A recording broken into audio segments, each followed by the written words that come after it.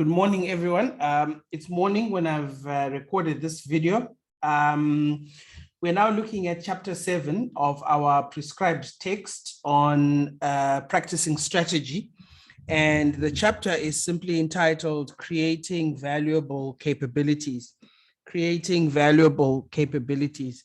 The area of dynamic capabilities or capabilities, as you see here, is an area that has been argued by many scholars to be important, particularly in contemporary organizational spaces. This becomes important for a number of reasons, because chief of which has to do with the acknowledgement that for an organization to achieve value or some form of benefit in its context, or what they call the ecosystem in which it operates in, it must be in a position where it can be able to leverage benefits that are existent around it, and benefits that are existent, particularly understanding those two facets of the internal and the external environment. So put simply, capabilities are anything that an organization does, and does so well that it creates some form of distinction, some form of value that makes the organization stand out ahead of the rest of the pack.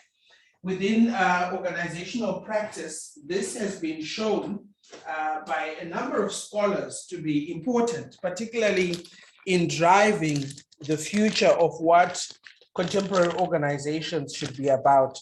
So in current work that we are currently engaged in with the different students, we are looking at different types of capabilities and the type of values that they bring to the organization, but also in terms of outcomes such as sustainability and outcomes such as financial performance. So the chapter that we're going to look at is actually seeking to try and understand how exactly do organizations create this value, and how does this value actually relate to internal processes that are happening, particularly to an activity that we are focusing on, which is the activity of strategizing and making strategic plans. So we're going to try and understand all of this and try and unpack the relevance of dynamic capabilities, particularly how they link with strategy. When you look at it, let's start by looking at the most important capability that exists for organizations, which are resources. Resources are argued to be the most, or one of the most important pillars that mean the difference between success or failure for contemporary organizations. Resources in this case are not just physical resources, but we're also talking about non-physical resources, which could be in the form of human capital, which could be in the form of the presence of technology, or the ability to be able to use this technology, which are more process resources, process capabilities rather, and how they manifest, particularly in organizational turnaround. So this brings us to an important theoretical understanding, which is known as the resource-based view of the firm. Within the resource-based view of the firm, the argument really is that for an organization to do well, it must have a balance between resources and capabilities. So if you like a distinction between the two, resources are physical, non-physical resources. Capabilities, in other words, are processes, anything that makes that the organization does and does it so well that provides a point of distinction between it and other organizations. So the critical question is then, how do these resources and capabilities create value, the type of value that is experienced not just by the organization, by the customers, but also by the ecosystem in which the organization operates within. Importantly, we seek to answer the question, how then does the strategic management process or the strategic development process assist in realizing this advantage that we are talking about? When you go further, the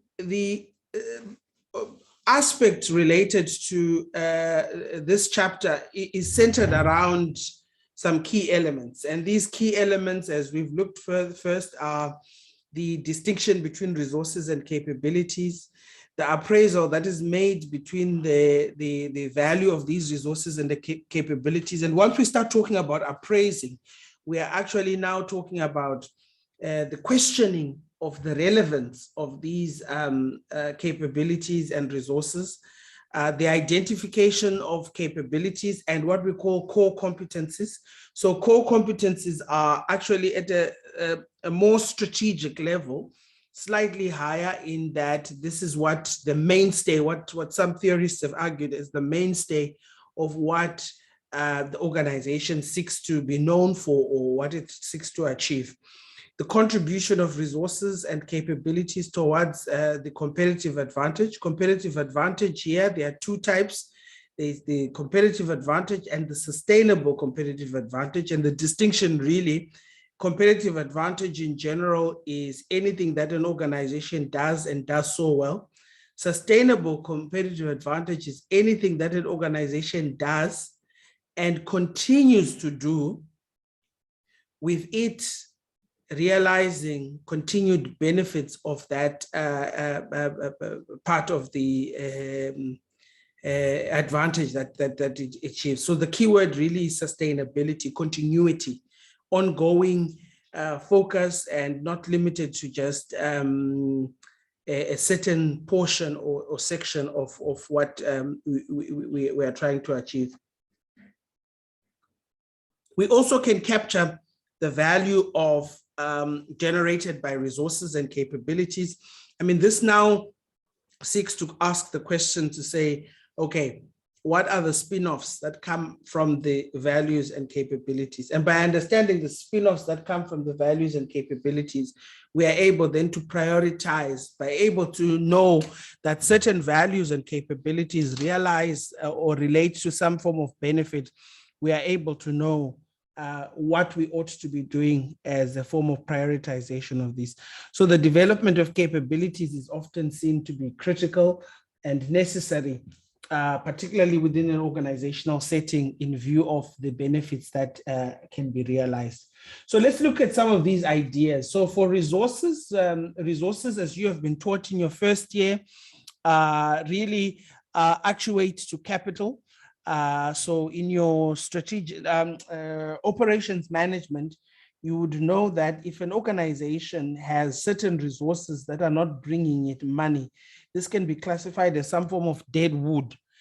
So this organization must be seen to be actually making sure that they are accruing benefit from the organization, the resources that they have. So resources are good when they are bringing us money. Okay, resources are good when they are bringing us money, and that must be said and that must be emphasized, because if the resource is not in any way bringing any form of benefit or capital, as we have said here, this resource ceases to have its benefit in assisting the organization in its entirety. Resources can also be physical, financial, human resources, organizational, or technological. So this brings a multifaceted nature of resources. Depending on the organization, you will find that certain organizations would have more technology capital related resources because of the industry that they operate in. And other organizations would be more on the physical aspect because maybe the labor intensive nature of the type of industry that they operate within. So resources therefore become important and can be grouped into those types of 5 categories. We can use resources to be able to formulate and implement the plans that we have, particularly the strategies that we want to implement. Again, think of the example we just gave of the type of organization influences the type of resources. So in this case, it only makes sense to know that not all resources have strategic relevance. Some resources are there, but may not have a long-term strategic relevance in terms of what the organization seeks to achieve. So resources of organizations in the same industry are those that are similar, but organizations themselves are never identical. They are not homogeneous. In other words, they're not similar. They offer some form of distinction. And what we need to be doing is to be understanding this distinction and working within the parameters of this distinction. So for us to be able to determine resources of an organization, we must therefore then conduct a comprehensive inventory. This inventory is then developed, and when this inventory is developed, it is then used as a parameter to actually offer distinction in terms of what resources are we good at and what resources are resources that are needed, but only for a survival basis in terms of what we do as an organization. The other issue that resources or the resource-based view of the firm teaches us is the size and scale of the resources. Some resources are tangible, some are not. So for the tangible resources, what happens usually is that these are resources that are physical, observable, quantifiable, and usually difficult to move. For the intangible resources, these are resources that are easily movable, particularly in the .com industry, which is the more cyber type of industry. These resources are easy to move between one point to another point. And what's fascinating for me, at least with the nature of resources, is that the COVID-19 pandemic has actually pointed us towards a new direction, a new way of rethinking the idea of resources, particularly considering that when the lockdown levels happened, a lot of organizations actually shut down. And because of these organizations shutting down, what subsequently happened is that there was a turn towards the digital interface as a way of trying to understand the range of platforms that exist in terms of putting business, particularly in the digital space. And with businesses being in the digital space, it was then easy and also plausible for organizations to be able to achieve benefit through the digital space offering. Organizations often rely on intangible resources for their core competencies and capabilities. And because they are relying on intangible resources, somewhat this also limits them. Somewhat this also provides some form of scale advantage. I have attended tender briefings sometimes where the people who are about to offer a tender, the adjudicators, would like to know the presence of these scalable resources to the organization as a way of seeking to try and see, whether the bidding organization does have sufficient resources to be able to carry out the task that is needed. So the more intangible and unobservable resources, these will lead to more sustainable competitive advantage. And we are learning that, particularly in the era of the pandemic. When you look further, we then also position three types of intangible resources: the human resources, the innovation resources, and reputational resources. Now, human resources, we've covered at length in your chapter, in your second year, when we were doing the chapter on the module on human resources management. But the other two that are interesting here are the innovation resources and the reputational resources. Now, the innovation resources really talk to aspects related to new product development, aspects related to issues such as patenting, aspects related to startups, and making sure that there is ample provision for the necessity to account for innovation and the capacity to be able to produce new ideas to the market. The other one, which is interesting, is also reputational resource. Particularly reputational resource talks to the level of experience that a brand has in the industry. So the more experience that the brand has in that particular industry, the more likely that brand is likely to be perceived and to be seen to be suited to the conditions that are often characterized in a challenging, complex business environment. Where the issue of brand names and reputation comes in and can be very limiting is when you consider that not all brands that are doing well can be considered as trustworthy enough. So you can't continue to trust because of this brand history and brand reputation that exists. It is a precursor, if you like, to understanding the challenges and the complexities that often characterize small businesses and industry dominance. But often we must break out of that mold and try and understand resources. And this brings to us understanding resources from the knowledge point of view. This has been positioned to be important because we are starting to talk a lot about the knowledge economy. And the knowledge economy, as we come to know it, it's characterized by the proliferation of information communication technology as a way of not only storing information, but also processing and transmitting information. And this is where the idea of explicit and tacit knowledge becomes important. Tacit is gained through experience and insight and intuition, whereas explicit is what can be taught or conveyed. So, which makes tacit really difficult to share and record.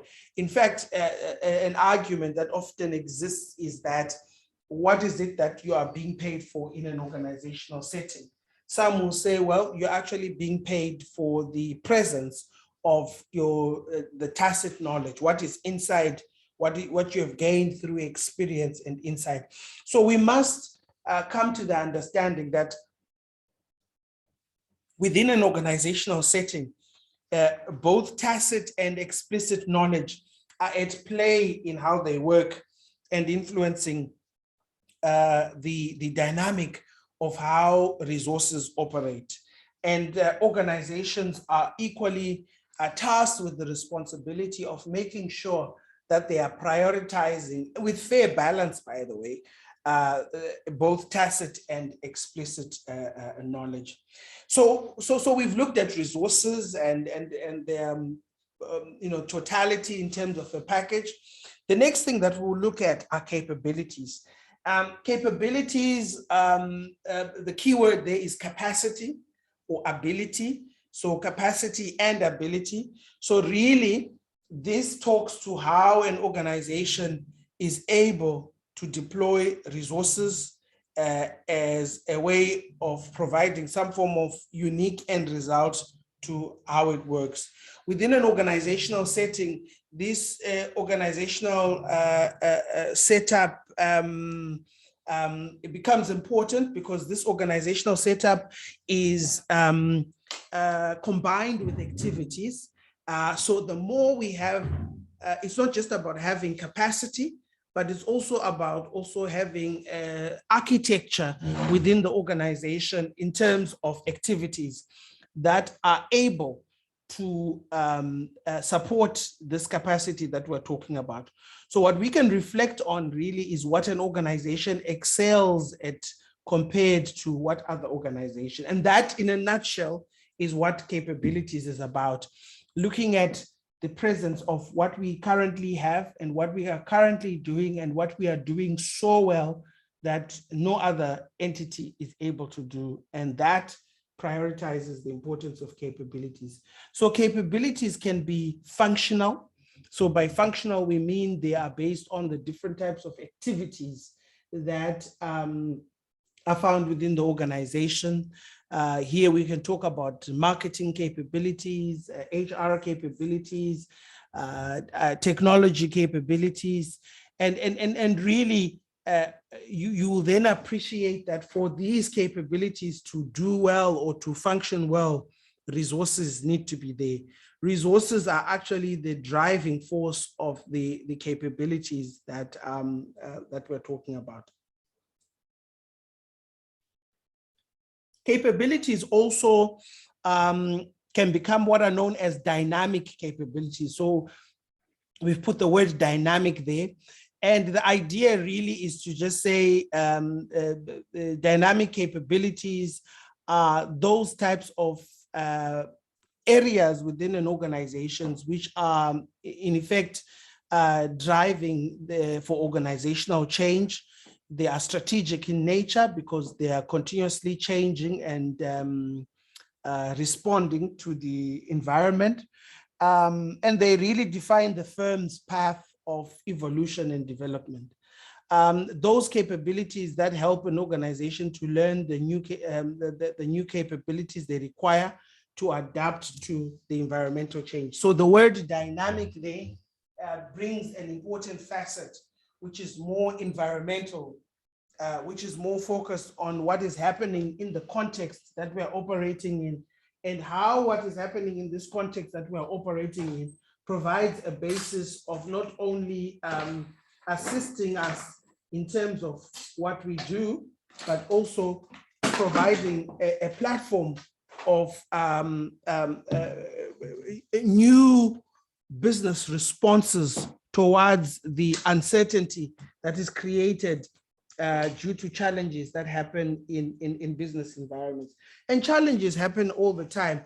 Challenges are avoidable or unavoidable. The unavoidable nature of some of these challenges makes it somewhat difficult sometimes to plan for. Sometimes, yes, there could be room and leeway for people to be able to plan for the range of challenges that can exist. But the core argument, really the core issue, which people need to be aware of, is really the focal call on ensuring that capabilities have the propensity to assist the organization to become better in what they do.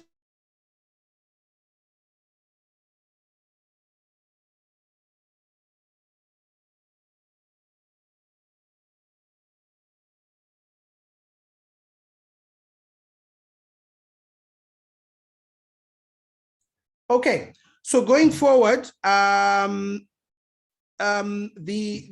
other issue that we can pay attention to is the core competencies. The core competencies are those angles and elements, the prioritized issues that characterize organizations in assisting them to be identifying the areas that they work in as key issues and key focal points that this organization is about.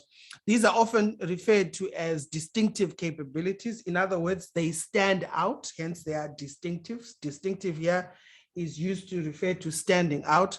These capabilities or competencies that distinguish an organization from others within an industry. They differ from one place to the other. They also are positioned differently in different organizations. But the crucial thing as a buildup is what you're seeing here. It's what the core competencies do to how an organization approaches its strategy process. And now the core competencies here could talk to issues such as the The technology, our core competency is the use of technology. In what way? Well, we need to have some tangible resources to be able to use this technology, to be able to leverage advantage. And in so doing, we are seeking for differentiation. In other words, we want to be different to everybody, to stand out to everybody in the market. We are seeking for a low cost advantage. So the strategy that we ultimately employ is informed by the resources and the capabilities that are within our midst. If we are able to do that, we are then able to have a competitive advantage. If we're able to do that, we're able to have some form of value creation, and ultimately we're supposed to have profitability. This is making a build-up, an important build-up, and the important build-up here is to the issue of value. The value that an organization places on itself is as a combination of the resources, the capabilities available to it.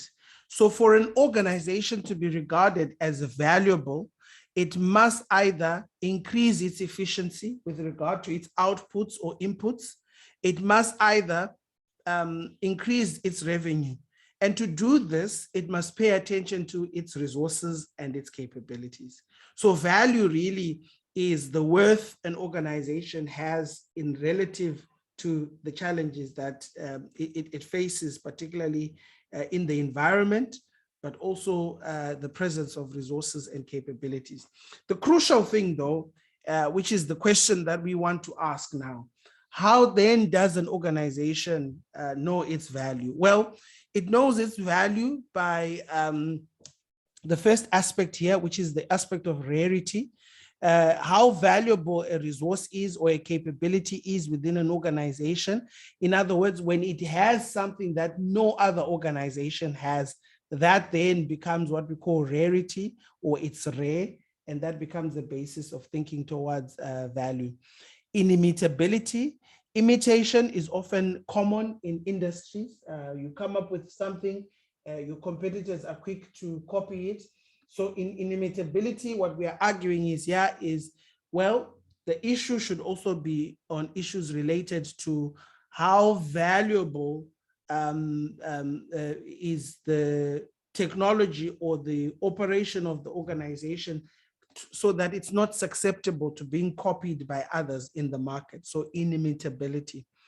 And then the type of organization itself, the organization structure, the systems available to it, and the managerial awareness of things that are happening around it. And all of these place the importance of value. And summarizing this would be the resource-based view, which we've looked at, which is really a product of thinking around the work of Fennerfeld, Barney, really, which positions the importance of resources and their interaction with capabilities, which is what the build-up that we were talking about. So resources in this case could mean those physical assets or non-physical assets, but they should be integrated within what we call the value chain, which is part of Porter's thinking that we will look at a little bit later on. And the value chain really looks at the supply chain issues, the financial management issues, the research and development issues, and all of these, I mean, the people issues are important facets in emphasizing value and the value chain. So this resource-based view of the firm has its limitations, it has its drawbacks, but it really assists us in understanding more about the challenges that are happening inside organizations. And the call, therefore, is for organizations to be able to identify a work of self-examination and self-critique. What are we good at? What are our core competencies? And how do these core competencies assist us in realizing value in terms of what we are doing? And when you do that, or when an organization does that, it therefore can use a process such as the strategic management process to be able to do that through the facets of strategy, formulation, implementation, evaluation, and control, which we'll look at a little bit later on. Okay, so let's tie it up all together by looking at the value chain, which is the critical aspect of what colleagues like Porter have argued. So in understanding the core angles of resources and capabilities, Porter spoke about the value chain, as the value chain consists of factors in the external environment and then the primary activities. If you like, this is a split between support activities and primary activities and how the two interact together to create value. At play here are resources and capabilities and how they form and assist an organization to create value. So the premise is that the primary activities are what an organization does on a day-to-day basis, but these must also be supported by the support activities, which are in turn functional activities of what makes the functional activities that provide a basis of support to the primary activities. So the procurement needs HR, the production needs procurement, the production needs procurement, the logistics needs admin people. So this interplay, it's an interplay between what is inside the organization and what is outside, but also an interplay between the main core business and what we call the support activities of the firm. So in essence, all of these are likely to realize a competitive advantage, and the competitive advantage really is something that makes the organization stand out. And we did say that the difference really is with the other angle, it's sustainable competitive advantage, which means the idea of making sure that it's continuous, it's not just once off, it's ongoing, and it speaks to the continued reality that the company must survive. How do capabilities develop? Well, they come about because of the environment. They come about because of the challenges that are happening within the organization. And these subsequently form the basis of which capabilities form as utilities for the organizations. So in summary, what we've tried to do in the short few minutes, the 30 minutes, is to try and summarize this chapter in trying understanding the interlink between resources, capabilities, particularly how strategy is an important part of the interaction between resources and capabilities. What you will notice then in the next chapters, we will now be looking at specific strategies and how they link to these aspects that we have just presented today.